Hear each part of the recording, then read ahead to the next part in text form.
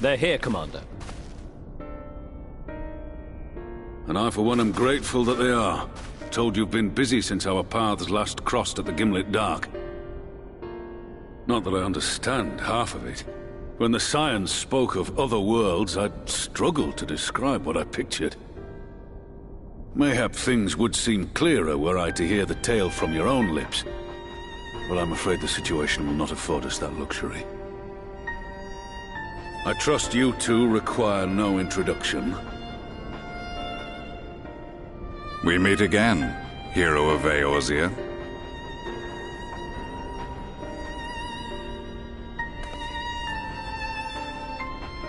Must we repeat this ridiculous display? I pose no threat to you, though what I come to warn you of very well might. Had he meant to do us harm, I hazard he would have kept to the shadows, and brought more than 2 companions. We need not pretend to be the best of friends, but I hope we can put aside our differences for the present.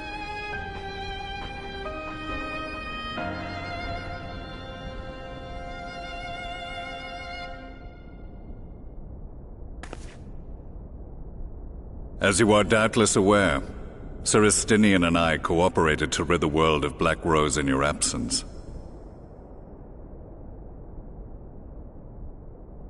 Our journey together took us as far as the Imperial Palace, where we witnessed Emperor Varus meet his death at Xenos' hand. Being the sole witnesses to this crime, and in no position to defend our innocence, we were then forced to flee, each pursuing his own avenue of escape. When we were later reunited, Estinian claimed to have encountered an unfamiliar kind of machina during his flight, but to me his description seemed anything but, and upon further investigation I found that I was right.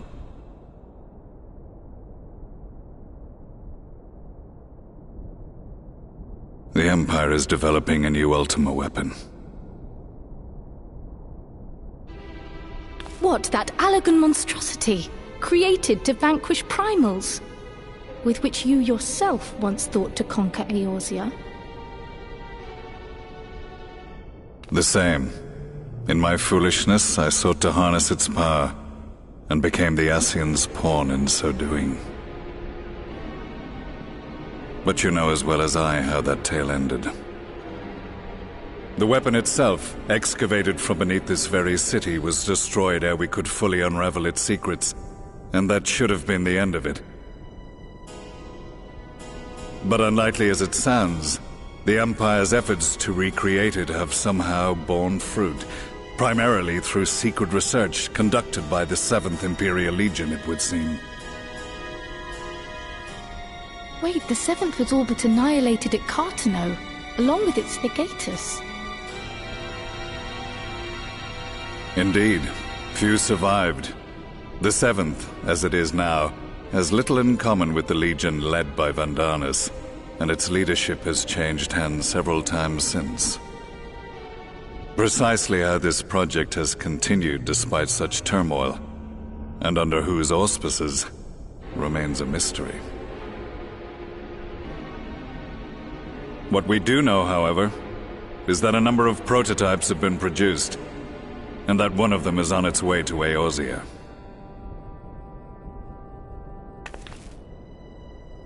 We attempted to stop it, but it was all we could do to slow its progress, so we resolved instead to bring you warning. And right glad are we that you did, though it soundly dashed our hopes that tensions might ease at last. As it is, we've begun to strengthen our presence in the Gimlet Dark, and are assembling a force to meet the coming threat. A force with you in its vanguard, I hope. Before you say anything, I know full well you have pressing concerns of your own. Your comrades remain in peril, and I would not ask you to forsake them. But the fact remains that you, and you alone, have faced the Ultima weapon, and emerged victorious. We need you. And so, when the time comes, if your comrades can spare you, I bid you lend us your strength. I've assigned an officer to await your word.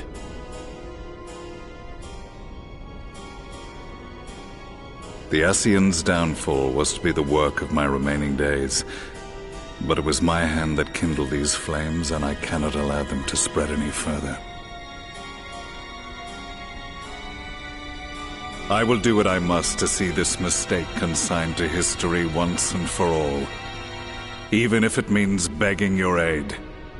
The fates will enjoy the irony, even as I endure the ignominy.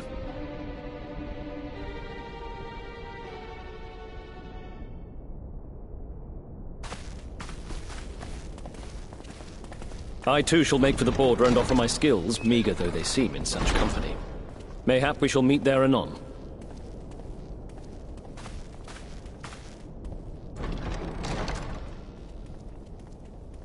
Though we can ill afford to ignore the coming of a new Ultima weapon, our friend's plight grows ever more precarious, and none save you can join them in the first.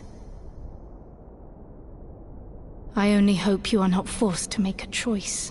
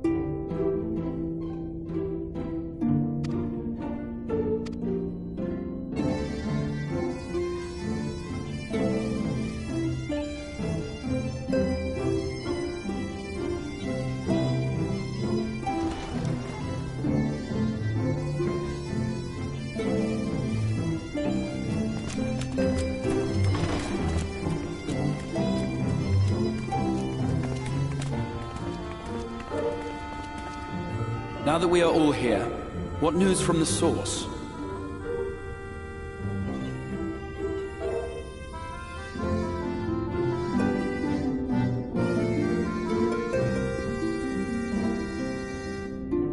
A new Ultima weapon?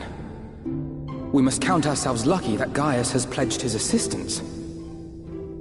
While this is indeed a worrying development, I think the state of the Empire as a whole greater grounds for concern. With the Emperor slain and Xenos returned, it is impossible to predict how matters will unfold in Garlemald. The Ultima weapon may be but the first of many unpleasant surprises. The situation beareth closer observation, of that there is no doubt, and doth compound our need to return unto the source.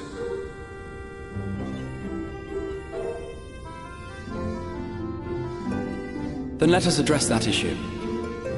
Our long search for a means to see you safely home may well be nearing its conclusion. Thanks in large part to Urianger and Beklug's invaluable insight, we have succeeded in fashioning a vessel for the journey.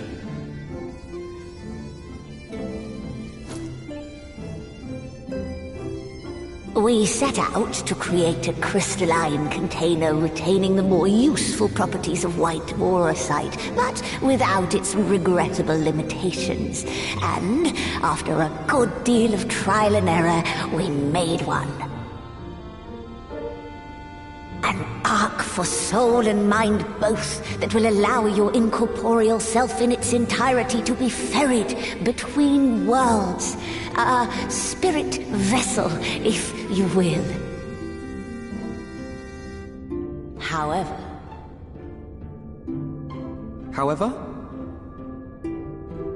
Though the vessel is possessed of the requisite qualities to hold mind and memory, it wanteth yet for a means to receive of them. For that, we must needs imbue it with the Exarch's innate gift. A gift that lives on only through the blood of the Allagan Emperors, which certainly does not flow within aurosite or any other crystal. Just so, milady. The blood serveth as a conduit of sorts. In its absence, memory cannot pass from mind unto mind, nor from flesh unto crystal. That being the case, we must either alter the process of inheritance so as to require no such thing, or determine a means by which my blood may permeate the vessel. I am hopeful that the records found within this tower will yield the knowledge we require to pursue one or the other of these avenues. As well you should be. The Allagan's body of etherological research is extraordinary. I can scarce believe it the work of ages past. But its underlying principles are not so very different from those of my own field of study. Given time, we will find the answers we seek.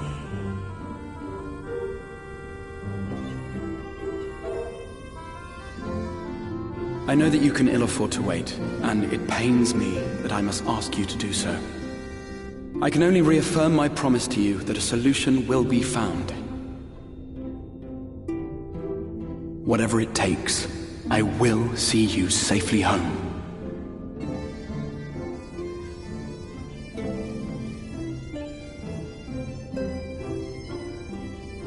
My apologies.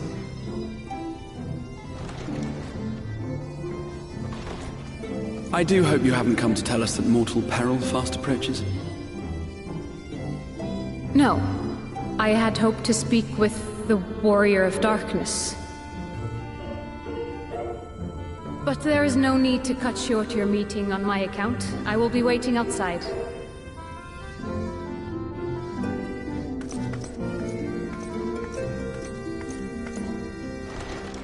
Why not speak in here? She knows I don't mind. Unless she didn't want to. Perhaps I might accompany you. Though I am woefully ill-qualified to assist in the Exarch's research, I may yet be of some use to Lena.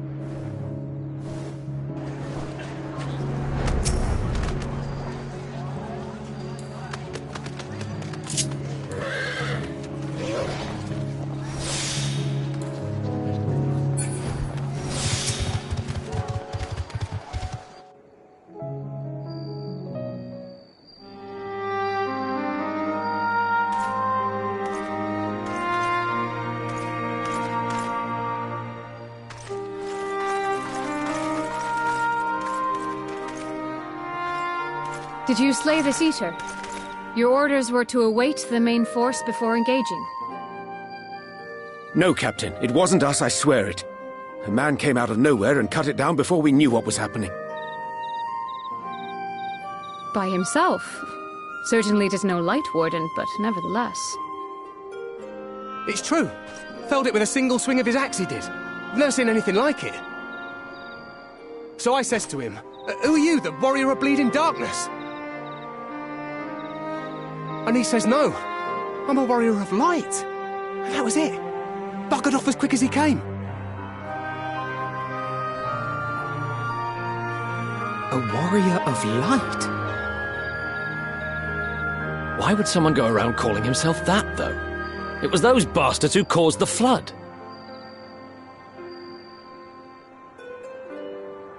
I mean, if you were going to pretend to be anyone, it'd be her. The warrior of darkness. Eh? Oh, I didn't know. It's an honor.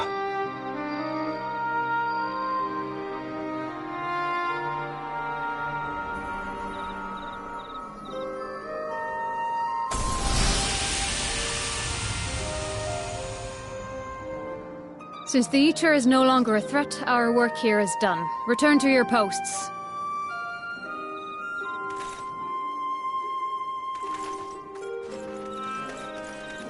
I had hoped to fight at your side today.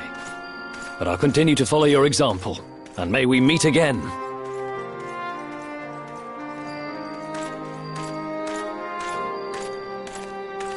I apologize for the wasted journey. It seems I overestimated the threat. As for this warrior of light, I do not know who would be brazen enough to take that mantle for his own. Whatever it may once have meant, it is forever tainted by the association with the Flood. The Exarch told me the truth of Ardbert and his comrades' deeds, and I am aware they played some part in your own triumph. But to most, they are synonymous with the calamity that befell this world. Still, if this man is minded to destroy Sin Eaters, I may forgive him his unfortunate choice of alias. But that is neither here nor there. I thank you for accompanying me. With that concluded, shall we return to the Crystarium? There is a proposal I should like to make.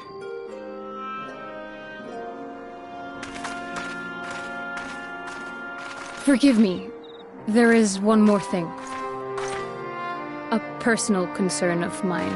I had hoped you might have a moment to speak privately. Take your time. I shall go on ahead.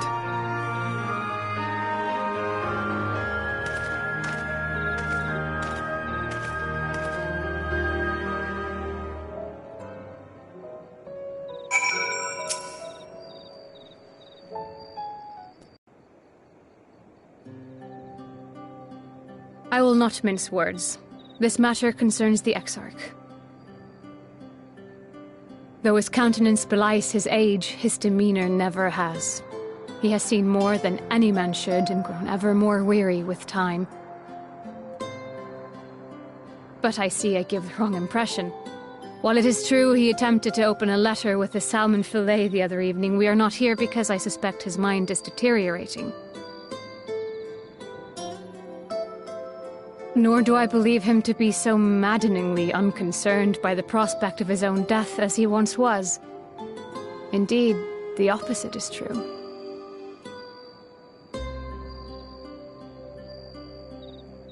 It is for this reason that I seek your advice. Since he returned from the Tempest, the Exarch is not as he was. He seems a different man. A younger man.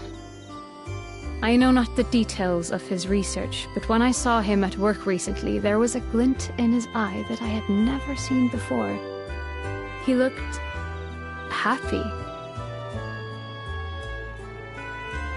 It was as if he had peered into the future and for the first time found joy there. Though it gladdens me to see him thus, I wonder if I should not keep my distance. I fear that my presence will only anchor him to the past, remind him of all the pain that came before.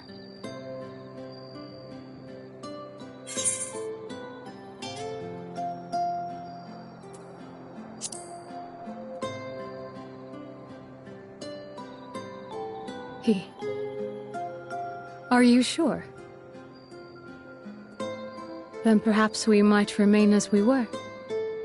As we have always been. What a relief.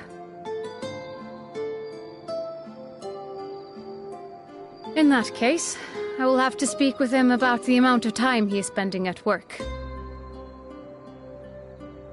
This research is important, I know, but if he refuses to consider his own health, I will have to consider it for him.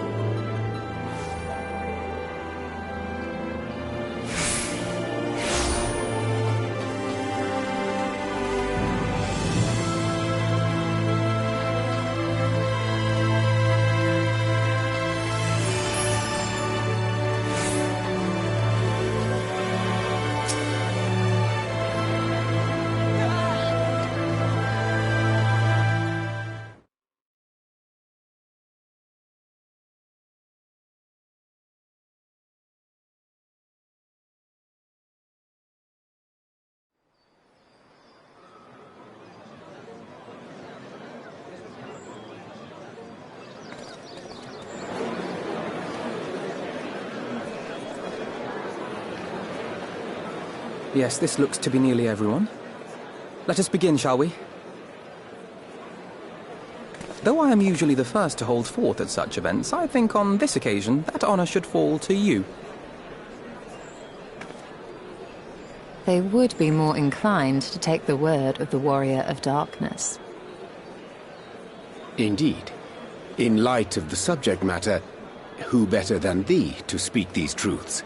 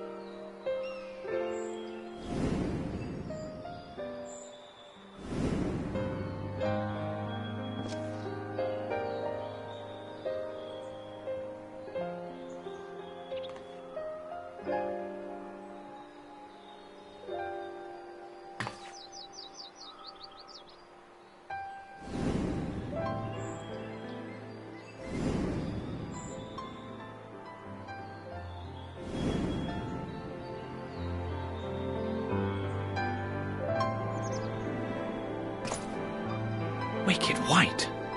The Warriors of Light did all that? So they never... I mean, they only ever wanted to help. And when everything they'd done turned to ash, they still carried on. They gave everything to stop the flood. First their lives, then their souls. And they managed it too, in the end. They saved us. And we cursed their names.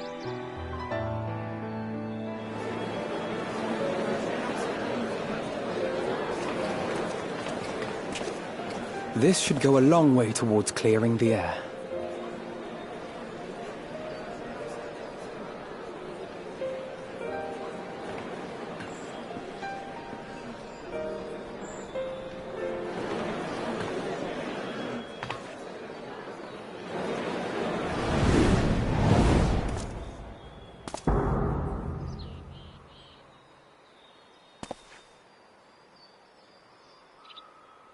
Impossible.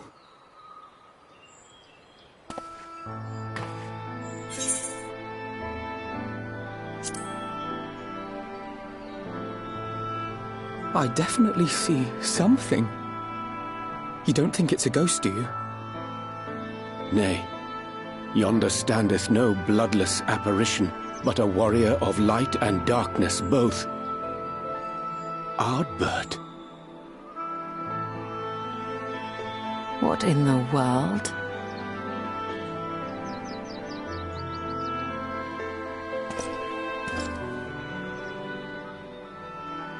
It's you! The one who slew the Eater!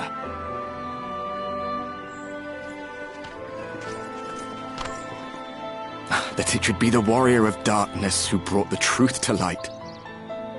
You've saved me a fair bit of time, though I have a few words of my own to say, if I may.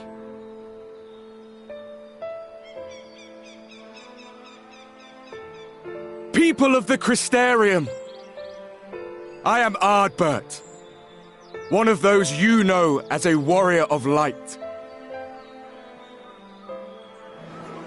That's impossible. You should be dead. Aye, that I should. But as the world has been given new life, so too have I. I know not why I, and I alone, have been gifted this chance. But I do know this. Only by the will of the star itself could such a miracle come to pass.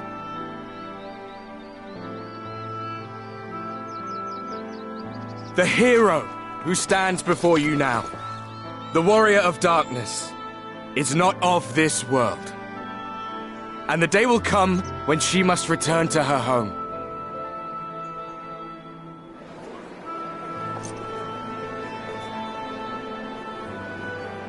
But this land is our home. And if it is to remain so, now and forevermore, It is we who must protect it. The time to rely on saviors from afar has passed. It is you who must rise. You who must become the new warriors of light! What? Us? Warriors of light?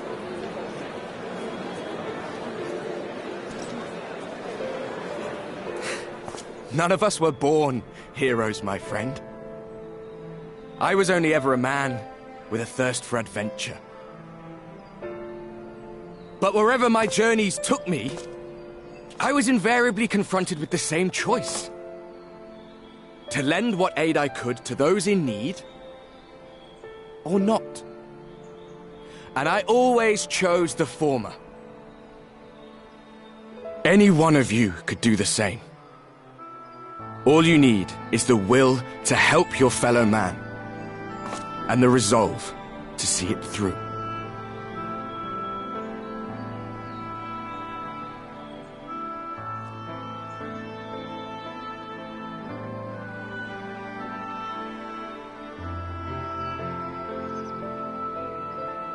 From thine own lips did we learn of Ardbert's fate, and by thy countenance I gather thou art not inclined to recant thy testimony. Yet whosoever this man may be, his words hold truth and resonate with the citizenry besides. For us to voice our doubts here and now would serve but to sow disquiet. 'Twere better we retired unto the ocular and there discuss this matter in private. Go. I will stay here and watch.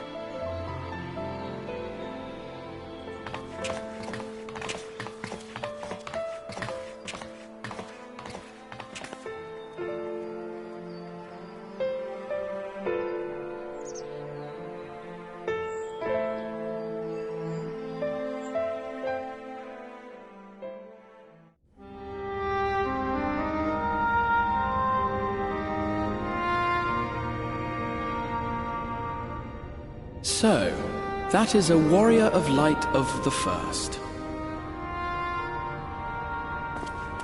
I've not had the pleasure of making his acquaintance, but as you all seem to be in agreement, I gather this is no simple case of mistaken identity.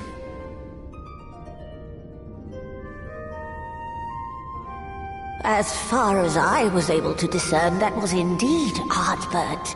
It has been a long time, but not that long. Could he truly have been resurrected as he claims?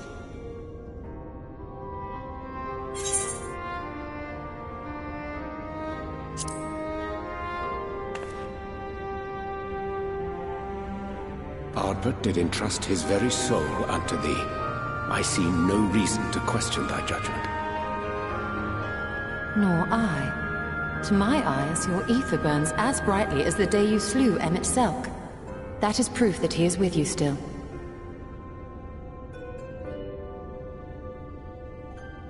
Yet that which standeth now before the people is far more than a passing imitation. I am reminded of the cardinal virtues, though a sin-eater he is not. Which leaveth but one plausible explanation. That he is an Ascian.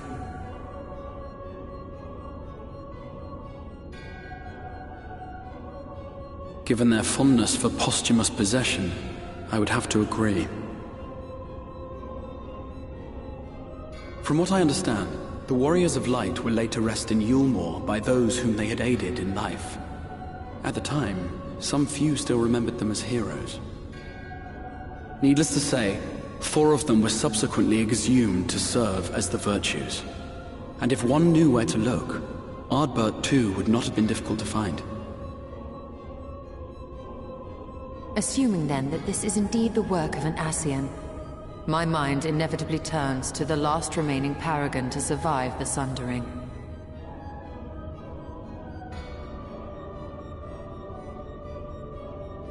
Elidibus.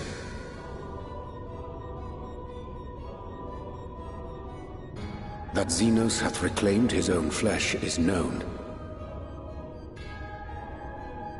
Thus evicted from his borrowed form, and cognizant no doubt of Emet-Selk's failure here in the First, 'tis quite possible the emissary chose Ardbert for his next vessel.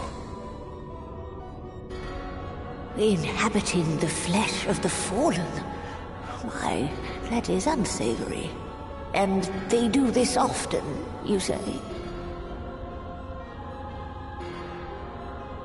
Verily, for they possess no corporeal forms of their own.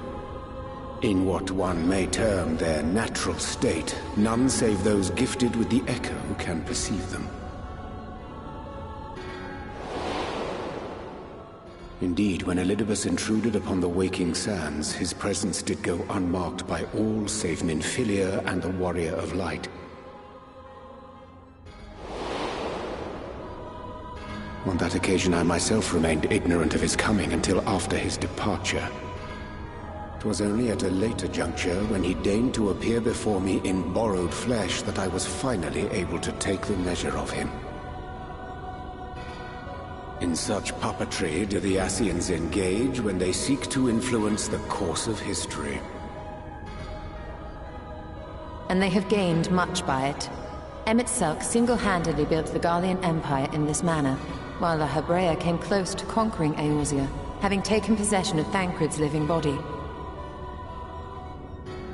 Yet it must needs be noted that the Ascians cannot avail themselves of all mortal vessels. For were they able to do so, none would serve as a better pawn than our own redoubtable champion. Mayhap the blessing of light shieldeth Hydaelyn's chosen from Ascian influence. Or mayhap other forces are at work. We cannot say for certain. Whatever the reason, I hope it holds true.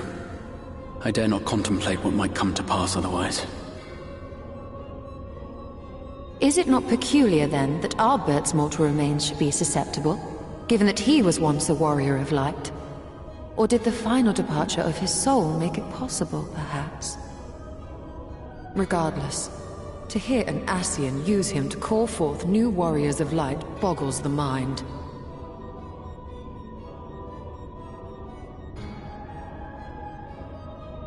Elidibus hath ever been an enigma, his ostensible purpose being to preserve the balance between light and dark. When he made overtures towards me, however, I was afforded a glimpse behind the mask of the self-appointed emissary.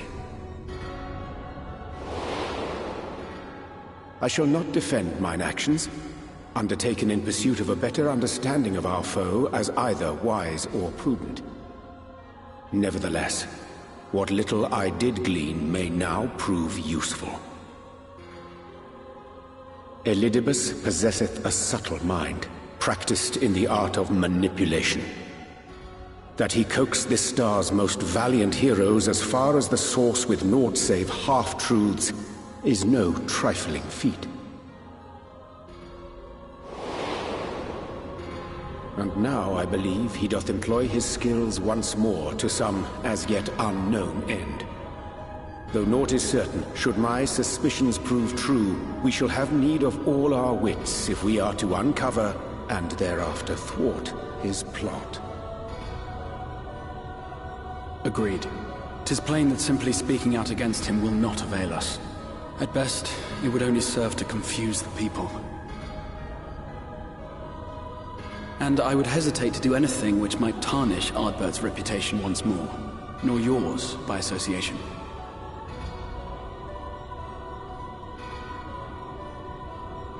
That being the case, it may be wise to keep a covert eye on this Ardbert's movements, as we attempt to discern his purpose and how best to mitigate his influence.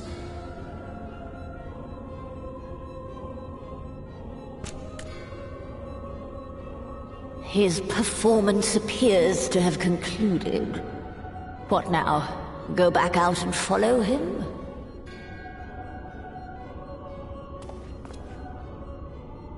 Twould appear Master Alphino already hath pursuit in mind, and I suspect one pair of eyes shall better serve our cause than half a dozen. Let the rest of us maintain an inconspicuous distance, for the present at least.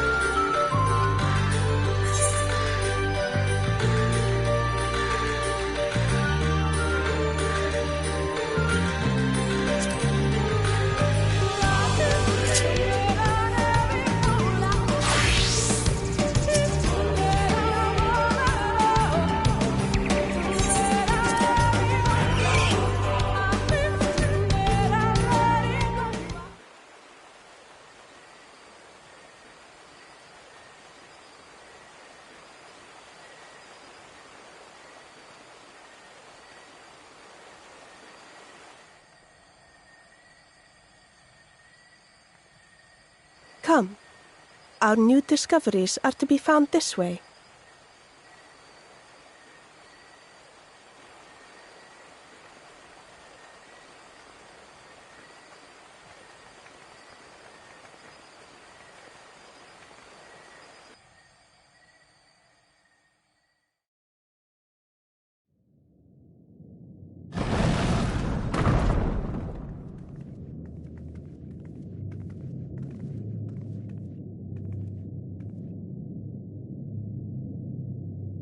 The people of Ronka are known to have venerated animals, but these features do not match those of any indigenous species.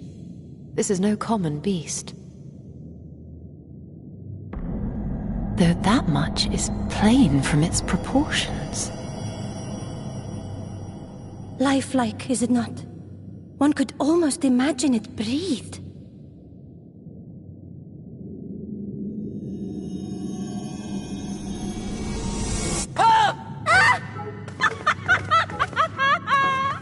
Why you...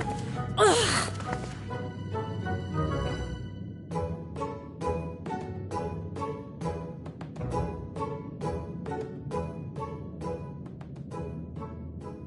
This owl, by contrast, seems no different from the others we've seen.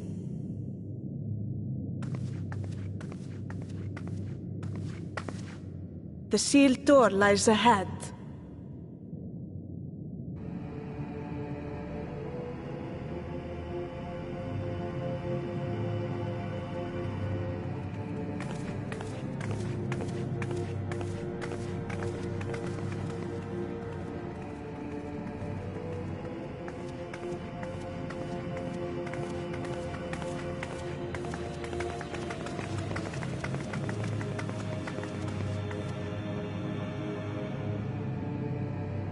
As you see, one statue is missing. I expect we are meant to replace it as before.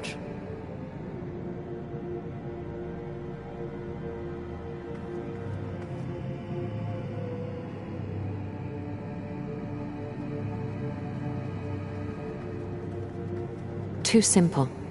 There will be some additional defense mechanism.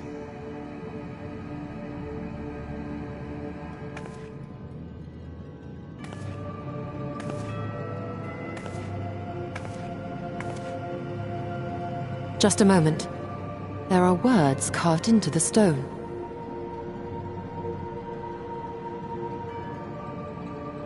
He who would disturb a hero's deserved slumber shall instead waken the beast and know his folly. Wait! Don't!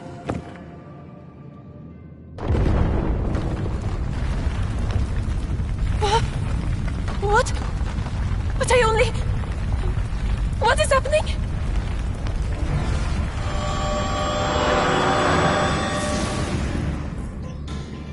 Oh no, oh no, oh no, oh no, it lives!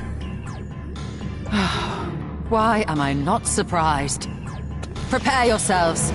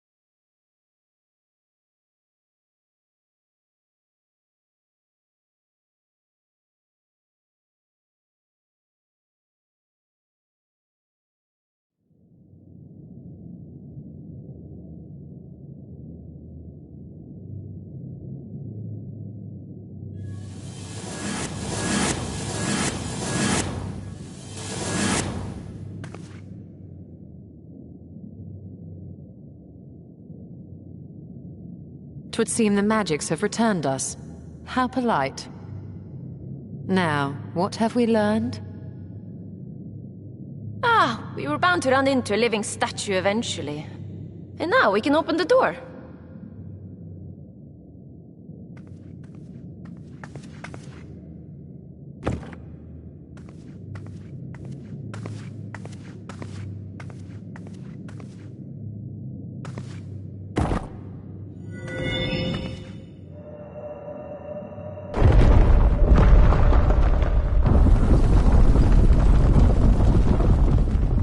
He who would disturb a hero's deserved slumber.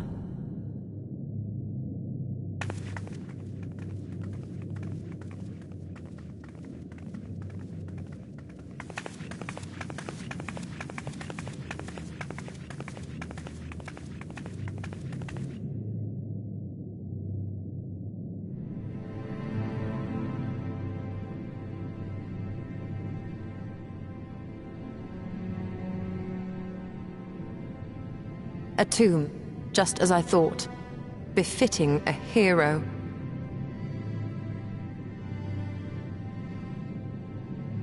She is Vis. Could it be the Archmage DHONA?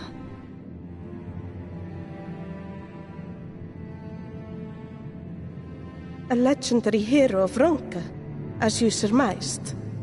The tales tell of how she smote entire armies with a single incantation. So potent was her spellcraft, though she ever fought in the name of peace.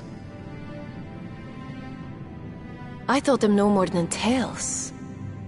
To think she really existed. Well, I for one always believed.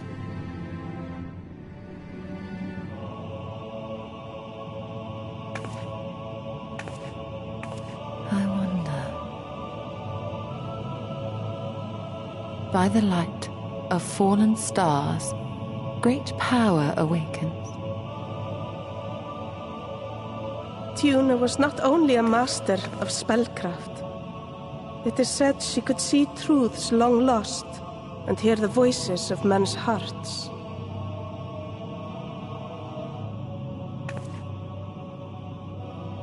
Naught less than the echo.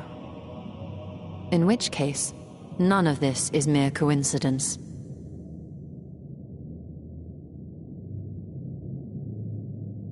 A shower of stars setting the sky aflame. And in both this world and the Source, we find individuals within whom a mysterious power awakened at the sight. We can never unpick the why of it. Now, however, I believe we might. Does the scene depicted here not resemble the one we saw when we first ventured into the Katana Ravel? Moreover, does it not recall that which Emmett Selk invited us to witness in Amarot?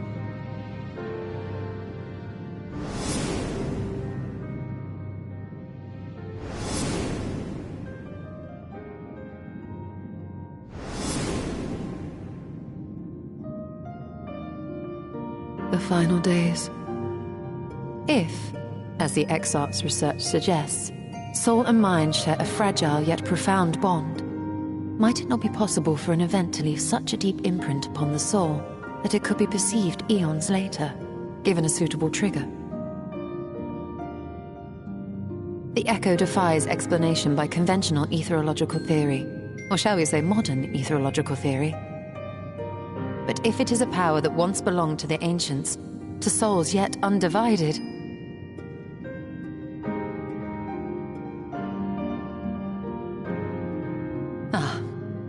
it would seem I have entered the realm of pure speculation, and I call myself a scholar. I shall refrain from making any further wild claims until such time as I have evidence.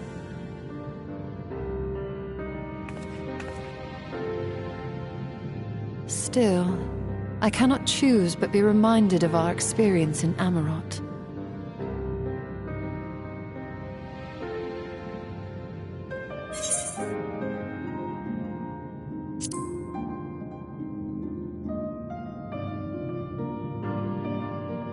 Remember us.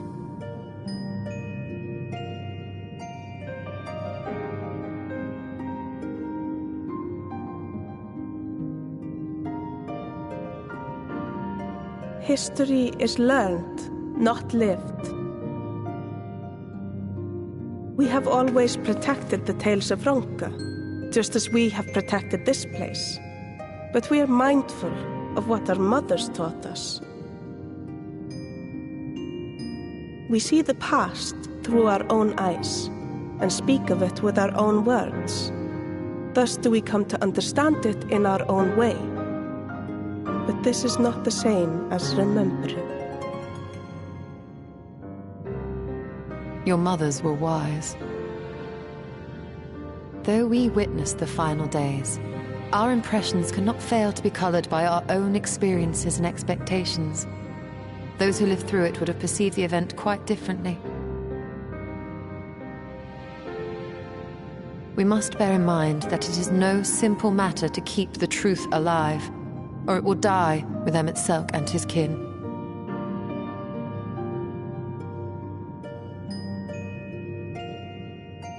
But we have disturbed Tuna long enough. Fanau will serve similarly well as a venue for our contemplations.